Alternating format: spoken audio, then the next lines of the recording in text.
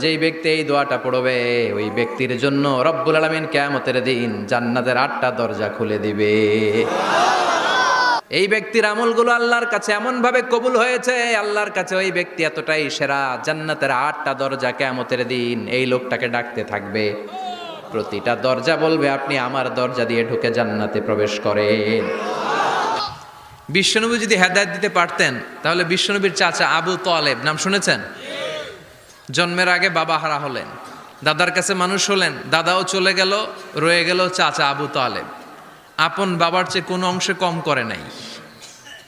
বিশ্বনবীর প্রথম বিয়েটা খাদিজাতুল কুবরা তাহেরার সাথে নিজে দায়িত্ব নিয়ে বিয়ে দিয়েছেন। বিয়েতে মোহর দেওয়া লাগে না? এই মোহরের টাকাটাও চাচা আবু তালেব নিজের পকেট থেকে দিয়েছিলেন। নিজে দাঁড়িয়ে বিয়ের খুতবা দিয়েছেন। আজীবন ছাতার মতো নিজের ভাতিজাকে আগলে রেখেছেন যাতে কাফের মুশরিকরা হার্ট করতে না পারে। কিন্তু তারপরেও এই চাচার নসিবে কি হেদায়েত জুটেছে? চাচা অসুস্থ, মুমূর্ষ, চলে যাবে। বিশ্বনবী বলেছেন লাকিনু মাউতাকুম লা ইলাহা ইল্লাল্লাহ, তোমরা মুমূর্ষদের সামনে বসে লা ইলাহা পড়ো।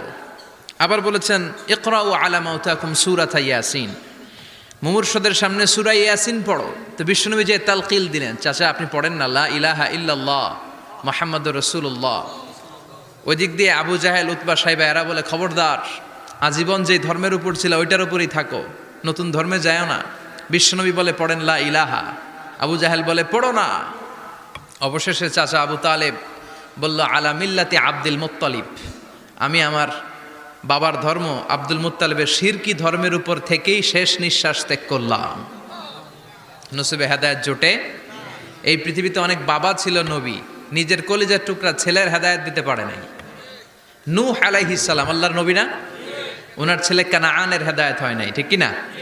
বিশ্বনবী দোয়া করতেন আনা দাওয়াতু আবি ইব্রাহিম, আমি আমার বাবা ইব্রাহিমের দোয়ার ফসল। সাইয়েদনা ইব্রাহিম আলাইহিস সালাম ছিলেন সব নবীদেরও বাবা, কিন্তু উনার বাবার হেদায়েত হয় নাই। আল্লাহু আকবার। সাইয়েদনা লূত আলাইহিস সালাম আল্লাহর নবী, স্ত্রীর হেদায়েত হয় নাই, স্বামী নবী, স্ত্রীর হেদায়েত হয় নাই। আসিয়া গোটা বিশ্বের মুমিন নারীদের মডেল, কিন্তু আসিয়ার জামাই ফেরাউনের হেদায়েত হয়েছে? হয় নাই। এজন্য হেদায়েত দেয় কে? আল্লাহ। এজন্য আমরা প্রতিদিন সূরাতুল ফাতিহার ভেতরে পড়ি ইহদিনাস সিরাতাল মুস্তাকিম, ও আল্লাহ show us the right path. আমি যদি পথ ভুলে যাই আমাদের পথ দেখায় দিবে কে? আল্লাহ। মুমিনদের টার্গেট কি? আল্লাহ। আবার অন্য আয়াতে আল্লাহ বললেন ফামান যুহজিহা আনিন নারি ওয়া উদখিলাল জান্নাতা ফাকাদ ফাজ।